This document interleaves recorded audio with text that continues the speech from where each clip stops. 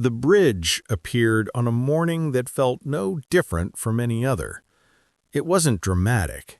It didn't glow or shimmer or announce itself with mystery.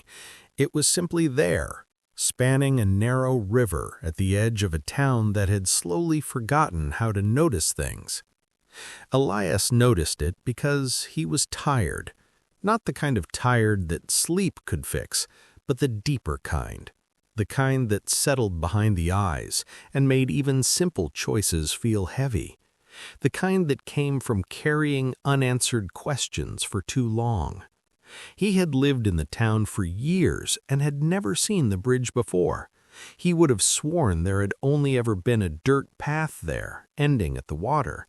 But that morning, the bridge waited. It was made of pale stone, worn smooth, as if countless feet had crossed it over many years. Low lanterns lined its edges, unlit but warm in color, as though they remembered light even in the daylight. Elias stopped walking. Something in him knew, not urgently, not fearfully, but with quiet certainty, that the bridge had something to do with him. He didn't step onto it. Not yet. Elias's life, from the outside, looked stable enough. He had work. He had a small apartment with windows that faced the sunrise.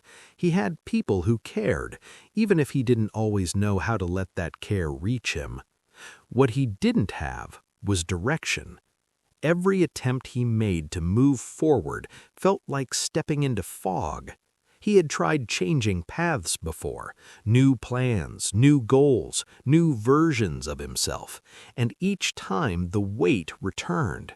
The familiar voice whispered that maybe he was simply meant to endure rather than arrive. That voice had grown quieter over the years, but it had never truly left. So he turned away from the bridge and continued on. Days passed. The bridge remained. Sometimes Elias glimpsed it from a distance. Sometimes he avoided that part of town entirely, but it never followed him, never called out, never demanded attention. It waited.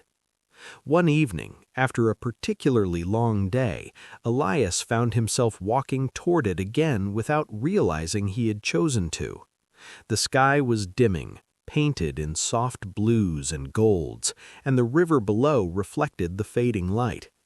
This time, someone stood at the bridge's entrance. An older woman, wrapped in a long coat the color of dusk, leaned lightly against the stone railing. She didn't look surprised to see him.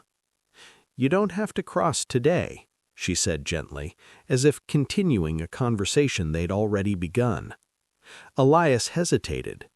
"I wasn't sure it was real." "Most people aren't," she replied. "What's on the other side?" The woman smiled, not with mystery, but with understanding. "More of you than you think." That answer unsettled him, though he couldn't say why. "I've crossed a lot of bridges," Elias said quietly. "They never seem to take me where I expect."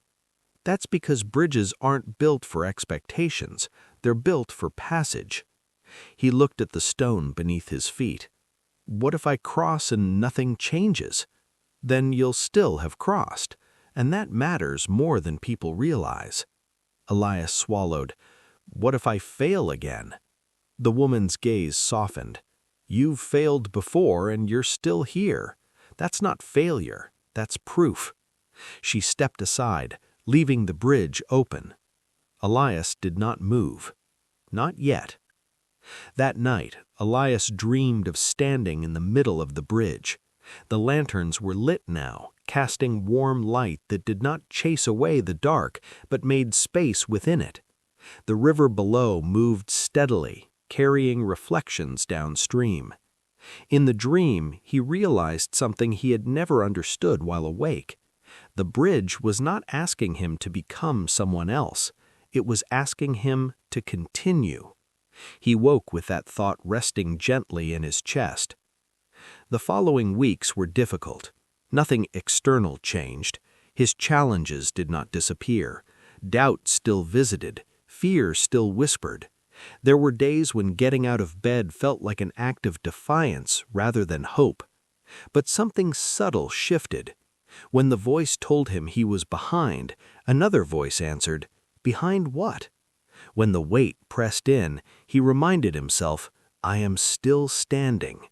When progress felt invisible, he learned to measure success in breath, not milestones.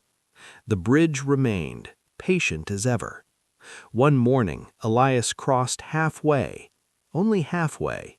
He stopped in the center and sat on the stone, letting the river speak without language. The lanterns glowed faintly even in daylight now, as though responding to his presence. Elias appeared again, standing a respectful distance away. "You didn't rush," she observed. "I didn't want to," Elias said. She nodded. "Good." They sat together in silence. "I thought strength meant certainty," Elias said eventually, "but I don't feel certain."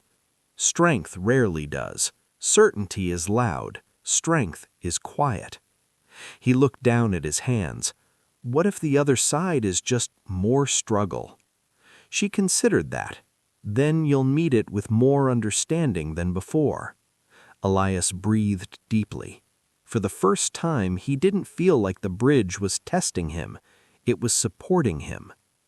The day Elias crossed fully, there was no announcement, no triumph, no music, just a steady step forward. The other side looked much like the one he had left, familiar, imperfect, real. But the air felt different, lighter, as if something he'd been carrying unconsciously had been set down somewhere behind him. The woman was gone. In her place stood a small plaque carved into the stone at the bridge's end. He hadn't noticed it before. It read, "You were never meant to arrive unchanged. You were meant to survive and then continue." Elias smiled, a quiet, genuine smile that surprised him. Life did not suddenly become easy, but it became possible. And some days that was more than enough.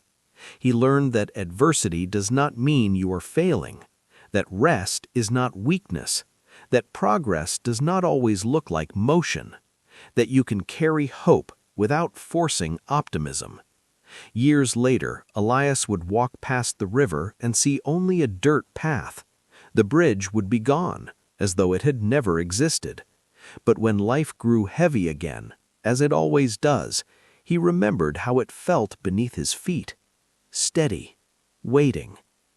And if this story reminded you that you can endure, adapt, and continue, there are more stories like this waiting at the webbed Quill. You're always welcome to stay. For more gentle stories, remember to like, subscribe, and ring the bell to be notified when a new story arrives.